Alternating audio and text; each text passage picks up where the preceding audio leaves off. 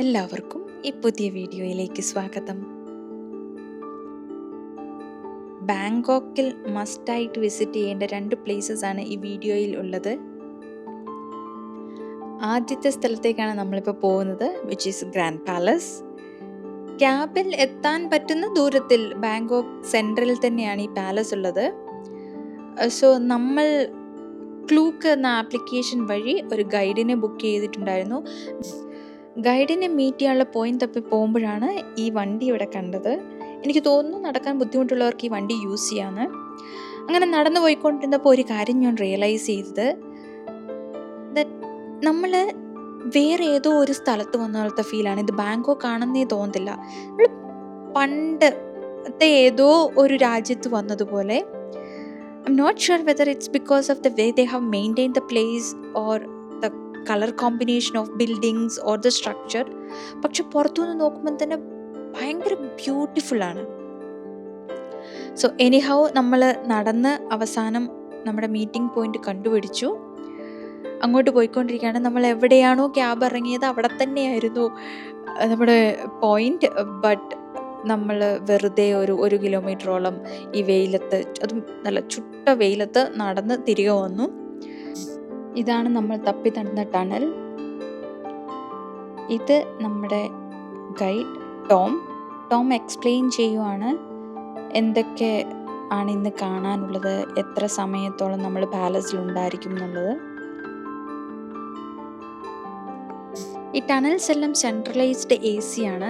അതുകൊണ്ട് പുറത്തത്തെ ചൂടിൽ നിന്ന് രക്ഷപ്പെടാൻ വേണ്ടി നമുക്കുള്ള ഏക വഴി എന്ന് പറയുന്നത് ടണലിൽ വരികയാണ്.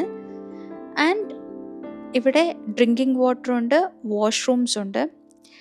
ഇനിയുള്ള 1-2 മണിക്കൂർ നമ്മൾ പാലസിൽ തന്നെയാണ് സ്പെൻഡ് ചെയ്യാൻ പോകുന്നത്. ഈ കാണുന്നതൊക്കെ പാലസുമായിട്ട് ബന്ധപ്പെട്ടിട്ടുള്ള കെട്ടിടങ്ങൾ തന്നെ. ഇവിടെ പലയിടത്തായിട്ട് രാജാക്കന്മാരുടെ ഫോട്ടോ വെച്ചിട്ടുണ്ട്. ഇതാണ് ഇപ്പോഴത്തെ രാജാവ് രാമ 10.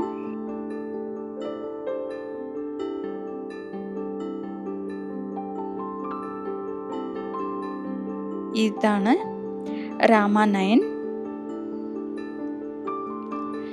പാലസിനുള്ളിൽ വെള്ളം, ഫുഡൊക്കെ കിട്ടാനുള്ള ഓപ്ഷൻസ് വളരെ കുറവാണ്. എക്സിറ്റിൻ്റെ അവിടെ മാത്രമേ ഉള്ളൂ 1-2 ഷോപ്സ്. അതുകൊണ്ട് വെയിലിൽ നിന്നും സൺസ്ട്രോക്കിൽ നിന്നും രക്ഷപ്പെടാൻ വേണ്ടി എല്ലാം നമ്മൾ കരുതി വേണം പോകാൻ, ഈവൻ വെള്ളവും. ഇതാണ് നമ്മൾ കയറുമ്പം തന്നെ കാണുന്ന കാഴ്ച. നമ്മൾ ടിക്കറ്റ് എടുത്തതിന് ശേഷം നടന്നു പോകുമ്പോൾ, എൻട്രൻസിലേക്കുള്ള നടന്നു പോകുമ്പോൾ ഉള്ള കാഴ്ചയാണിത്. ബ്യൂട്ടിഫുൾ ആയിട്ടുള്ള കുറേ കെട്ടിടങ്ങൾ ഇങ്ങനെ നിരനിരയായിട്ട് നിൽക്കുന്നു.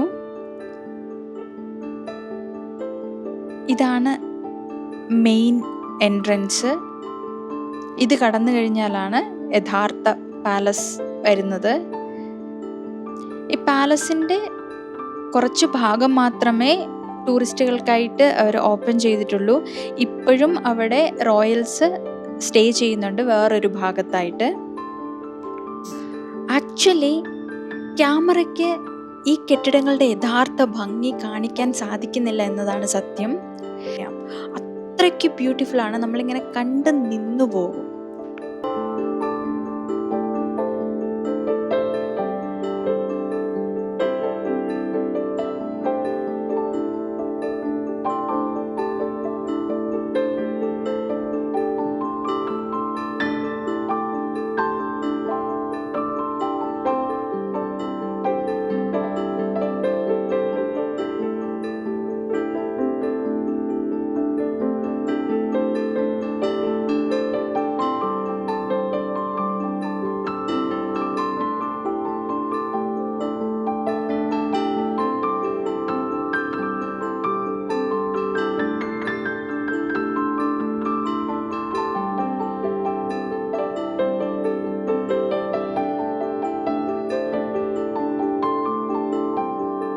ഈ ചുവരിൽ കാണുന്ന ചിത്രങ്ങൾ രാമായണ കഥയാണ്. തായ്ലൻഡുകാരും രാമായണത്തിൽ വിശ്വസിക്കുന്നുണ്ട്. രാമൻ ദൈവമല്ല, കിങ് ആണ് അവർക്ക്. രാവണൻ ഡീമൻ കിങ്ങും. അതുകൊണ്ട് തന്നെ ചാക്രി ഡൈനസിറ്റിയിലുള്ള എല്ലാ രാജാക്കന്മാരുടെയും പേര് രാമ എന്നാണ്. ചാക്രി ഡൈനസിറ്റിയുടെ ഫൗണ്ടർ ആയിട്ടുള്ള രാമ 1 1782 ഗ്രാൻഡ് പാലസ് ബിൽഡ് ചെയ്ത് as an official residence of king of Siam. തായ്ലൻഡിൻ്റെ മുൻപത്തെ പേര് സയാം എന്നായിരുന്നു.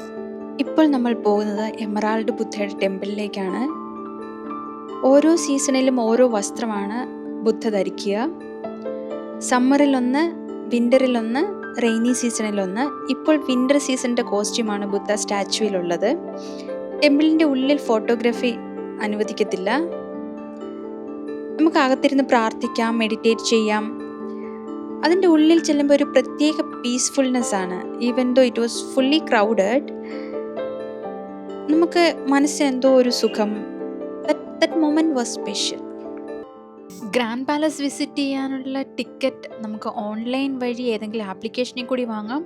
അതല്ല എങ്കിൽ ഗ്രാൻഡ് പാലസിൻ്റെ തന്നെ ഒഫീഷ്യൽ സൈറ്റ് ഉണ്ട്, അതിൽ നിന്നും വാങ്ങാം. ഇനി ഇത് രണ്ടും അല്ല എങ്കിൽ നേരിട്ട് വന്നും വാങ്ങാവുന്നതാണ്. ഓപ്പണിംഗ് അവേഴ്സ് എന്ന് പറയുന്നത് 8:30 AM to 4:30 PM ആണ്. ആൻഡ് ടിക്കറ്റ് പ്രൈസ് വരുന്നത് 500 Thai baht.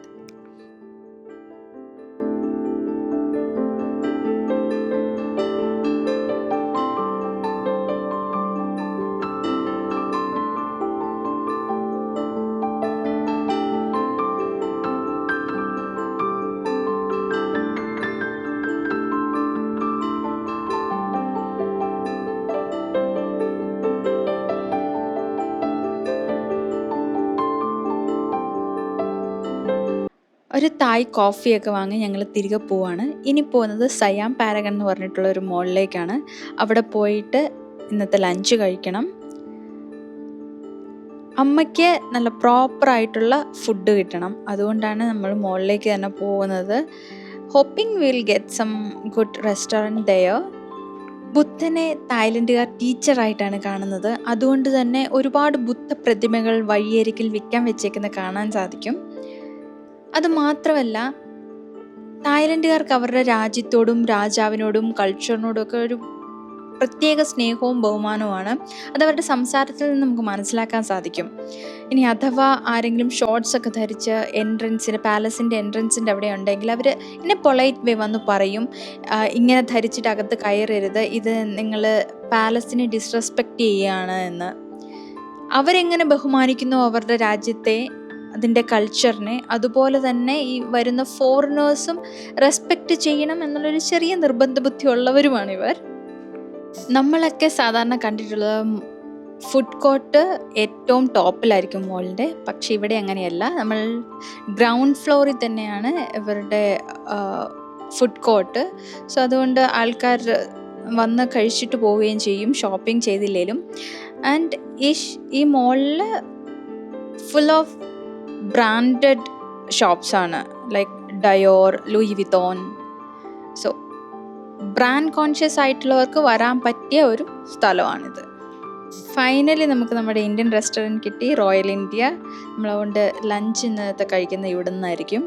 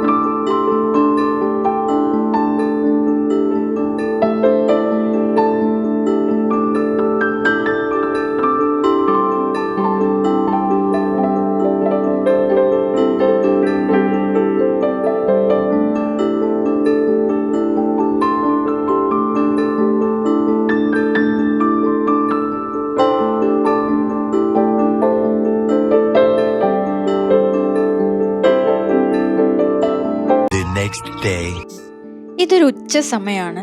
നമ്മളിപ്പോൾ പോകുന്നത് മസ്റ്റായിട്ട് വിസിറ്റ് ചെയ്യണമെന്ന് ഞാൻ പറഞ്ഞ രണ്ടാമത്തെ പ്ലേസിലേക്കാണ്, വിച്ച് ഈസ് ചാവ് പ്രയ റിവറിലെ ഡിന്നർ ക്രൂസ്. ഡിന്നർ ക്രൂസ് നമ്മൾ ഓൺലൈൻ വഴിയാണ് ബുക്ക് ചെയ്തത്. നിങ്ങളൊന്ന് ബ്രൗസ് ചെയ്താൽ കാണാം, ഒരുപാട് ഷിപ്സ് ഉണ്ട്. ഏതാണോ നമുക്കിഷ്ടം അത് സെലക്ട് ചെയ്ത് ബുക്ക് ചെയ്യാം. റിപ്പോർട്ടിംഗ് ടൈം ആൻഡ് പ്ലേസ് അവർ മെയിൽ ചെയ്ത് തരും. ഇവിടെ ഒരു മോൾ ഉണ്ട്, ഐക്കോൺ സയാം. അത് ഈ ചാവ് പ്രയ റിവറിൻ്റെ തീരത്താണ്. അതുകൊണ്ട് തന്നെ എല്ലാ ഷിപ്സും സ്റ്റാർട്ട് ചെയ്യുന്നതും എൻഡ് ചെയ്യുന്നതും ഇവിടെ തന്നെയാണ്.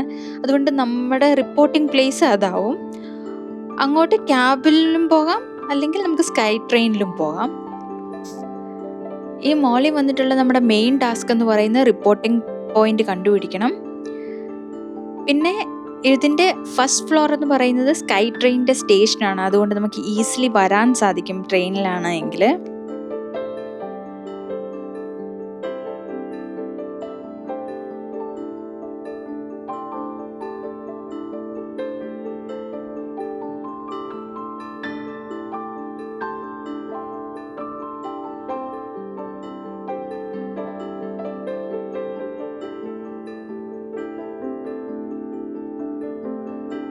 ഈ മോളിൻ്റെ വേറൊരു പ്രത്യേകത എന്താണെന്ന് വെച്ചാൽ പോഷ് കാറിൻ്റെ ഷോറൂം ഇതിൻ്റെ ഉള്ളിൽ തന്നെയാണ്. ഇങ്ങനെ ഞാൻ വേറെ എവിടെയും കണ്ടിട്ടില്ല. ഇതൊരു കോഫി ഷോപ്പാണ്, പക്ഷെ കണ്ടു കഴിഞ്ഞാൽ കോഫി ഷോപ്പാണെന്ന് തോന്നത്തേ ഇല്ല. ഇതിലെ താഴേക്ക് പോയി കഴിഞ്ഞാൽ ഐക്കോൺ സിയാമിൻ്റെ റിവർ ഫ്രണ്ട് എൻട്രൻസിലെത്തും. അവിടെയാണ് ഈ ഷിപ്സിൻ്റെ റിപ്പോർട്ടിംഗ് പോയിന്റ്. പക്ഷെ നമുക്കത് അറിയില്ലായിരുന്നു, അതുകൊണ്ട് നമ്മൾ വേറെ വഴി കൂടി ചോദിച്ച് പോവുകയാണ്. ഫൈനലി നമ്മൾ എത്തി, റിപ്പോർട്ട് ചെയ്തു. നമ്മുടെ ഷിപ്പ് സ്റ്റാർട്ട് ചെയ്യുക വൈകിട്ടല്ല, രാത്രി 8:30-ക്കാണ്.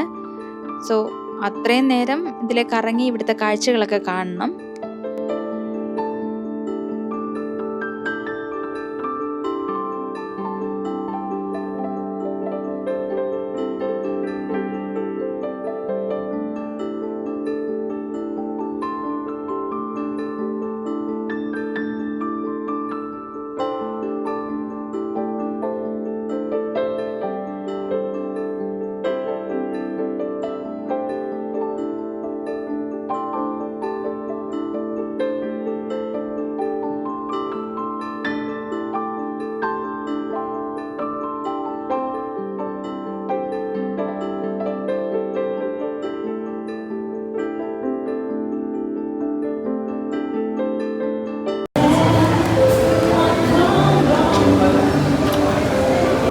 ഈ മോളിൻ്റെ ഉള്ളിൽ ഒരു മാർക്കറ്റുണ്ട്. മെയിൻലി ഫുഡ് സ്റ്റോൾസ് ആണ്, പക്ഷെ അല്ലാത്ത ഷോപ്സും ഉണ്ട്. ക്ലോത്ത്സിൻ്റെ ആണെങ്കിലും ആക്സസറീസിൻ്റെ ആണെങ്കിലും.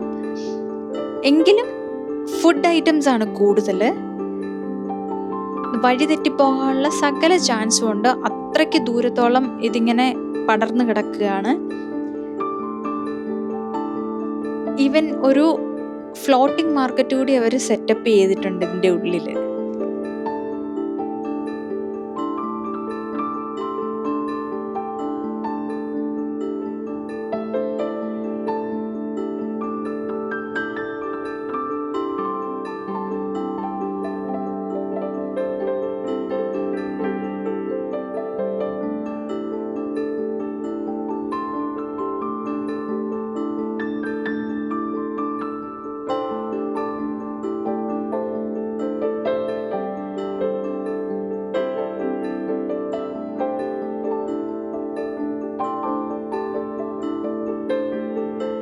ഞങ്ങൾ വെയിറ്റ് ചെയ്ത് ടയേർഡായി.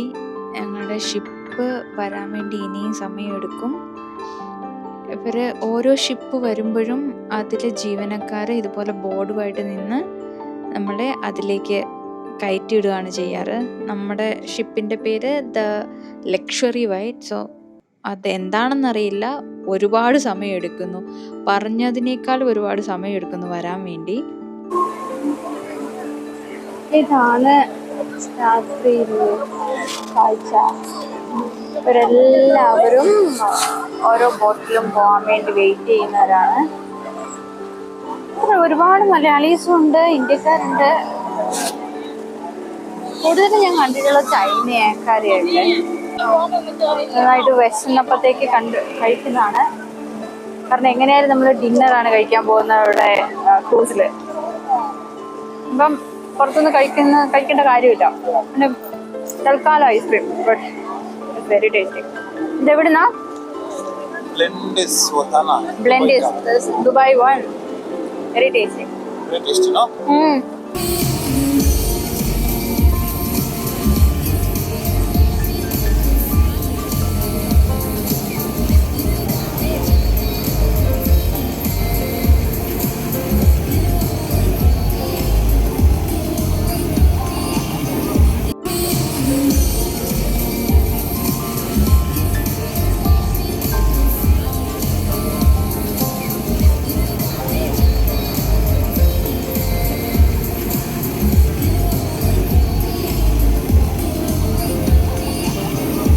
കുറേ നേരത്തെ കാത്തിരിപ്പിന് ശേഷം ഫൈനലി ഷിപ്പ് വന്നു. നമ്മൾ കയറി. ഇവിടെ ഫുഡ് ബുഫേ ആണ്. നമുക്ക് നന്നായിട്ട് വിശക്കാൻ തുടങ്ങിയിട്ടുണ്ട്, കാരണം ഒരുപാട് രാത്രിയായി. പിന്നെ ഇവർ എൻ്റർടൈൻമെൻറ്റ് ആക്ടിവിറ്റീസും പ്രൊവൈഡ് ചെയ്യുന്നുണ്ട്. എന്തൊക്കെയാണെന്ന് നമുക്കറിയത്തില്ല. അപ്പോൾ നമുക്ക് ഫുഡ് എന്തൊക്കെയാണെന്നും എൻ്റർടൈൻമെൻറ്റ് എന്തൊക്കെയാണെന്നും നോക്കാം.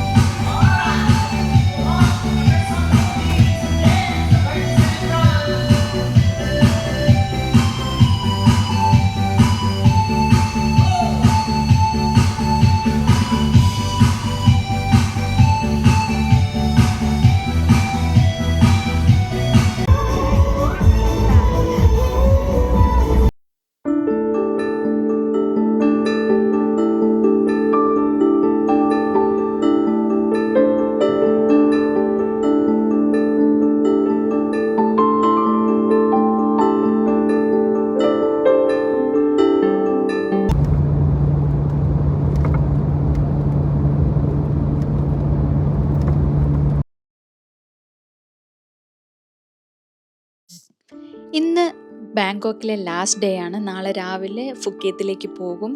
അതുകൊണ്ട് ഇന്ന് വേറെ പ്രത്യേകിച്ച് പ്രോഗ്രാംസ് ഒന്നുമില്ല. Complete rest day.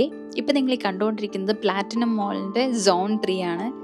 ഇവിടെയാണ് packet foods and cosmetics, massage parlour or any beauty related products ഉള്ളത്. So if you would like to buy any such things you have to come to zone 3.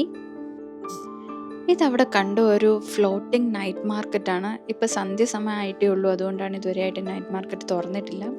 എങ്ങനെയായാലും നമ്മളിനി തിരികെ വന്ന് ഇത് കാണാനുള്ള സാധ്യത വളരെ കുറവാണ്.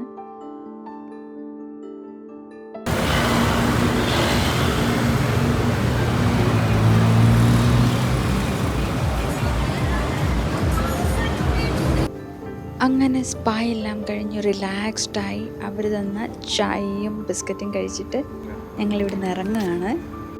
നടന്നു വരുമ്പം കണ്ട ഒരു ഷോപ്പിംഗ് കോംപ്ലക്സ് ആണ് ദ മാർക്കറ്റ് ബാങ്കോക്ക്. അപ്പോൾ അവിടെയും കൂടി ഒന്ന് കയറിയേക്കാന്ന് കരുതി. വേറൊരു പ്രധാനപ്പെട്ട കാര്യം എന്താണെന്ന് വെച്ചാൽ, whenever we are traveling to Bangkok or any other places, carry your medicines, especially ഹെഡേക്കിൻ്റെയും ഫുഡ് പോയ്സൻ്റെയും. ഞാൻ ഫേസ് ചെയ്തൊരു പ്രോബ്ലം എന്താണെന്ന് വെച്ചാൽ, ചെറിയ ചെറിയ അസുഖങ്ങളുടെയൊക്കെ മരുന്ന് നമുക്ക് 7-Eleven കിട്ടുക. ബട്ട് ഈ മെഡിസിൻസിൻ്റെ ഡീറ്റെയിൽസും അതിൻ്റെ പേരും എഴുതിയിരിക്കുന്നത് തായ് ലാംഗ്വേജിലായിരിക്കും. ഇംഗ്ലീഷിലുള്ളത് വളരെ വിരളമാണ്. ലക്കിലി ഒരു മെഡിസിൻ മാത്രം ഇംഗ്ലീഷിൽ എഴുതിയിരിക്കുന്നത് കിട്ടി.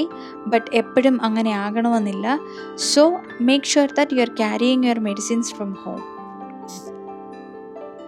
രാത്രിയിൽ ഇങ്ങനെ സ്കൈ വോക്കിൽ വന്ന് നിന്ന് താഴത്തെ ട്രാഫിക് കാണാൻ എനിക്ക് ഭയങ്കര ഇഷ്ടമാണ്. എന്തോ ബാങ്കോക്കിലെ രാത്രികൾക്ക് എന്തോ ഒരു ഭംഗിയുണ്ട്. നമ്മൾ 6 ദിവസം ഇവിടെയായിരുന്നു. ഈ 6 ദിവസവും എവിടേക്കോ പോയി, എന്തൊക്കെയോ കഴിച്ചു, കുറേ ദൂരം നടന്നു. പക്ഷേ it was such A wonderful experience. ഇതിലൊരു ദിവസം നമ്മൾ പട്ടായയിൽ പോയിരുന്നു. So the next vlog gonna B that.